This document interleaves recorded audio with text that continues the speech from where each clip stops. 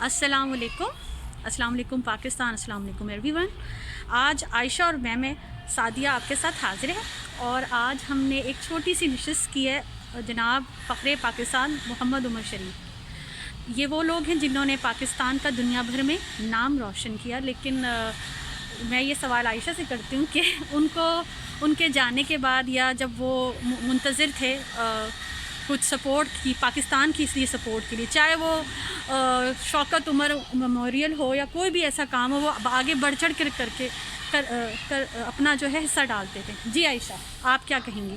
सबसे पहले तो अस्सलाम वालेकुम। और यहाँ आकर एक अजीब सी कैफियत हो गई है सादिया, क्योंकि अभी कुछ ही लम्हात पहले जब फातिहा पढ़ी तो एक ख़ातून आई, हम यहाँ पे बैठे हुए एक बेंच नुमा बनाया हुआ है। अगर आप इसको थोड़ा सा रोटेट कर लें तो वो बेंच जो है वो नज़र आएगी हमें। अच्छा जी, इस बेंच पे हम मौजूद हैं और अभी एक ख़ातून आई सादिया, आप भी बैठी हुई थी, तो मुझे एकदम से ना दिल में कोई बात अचानक से चुप जाना, अचानक से लग जाना। उन्होंने आके सवाल किया कि हम अगर बैठे हुए हैं यहाँ पे तो आप क्या उमर शरीफ के रिलेटिव्स हैं?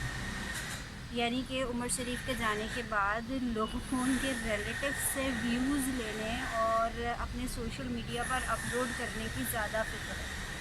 और फिर उन खातून ने जिस तरह से हर एंगल से उमर शरीफ की क़ब्र की तस्वीर बनाई है, ये हमारे लिए अलमिया है, ये हमारे लिए लम्हा फ़िक्रिया है। ना नेकी कर सोशल मीडिया पे डाल, ऐसा ही है, हमारे लिए लम्हा फ़िक्रिया है ये कि हम लोगों की काविशों को याद नहीं रखते, हम अपनी पब्लिसिटी के चक्कर में लोगों की क़ब्रों को भी नहीं छोड़ रहे आजकल।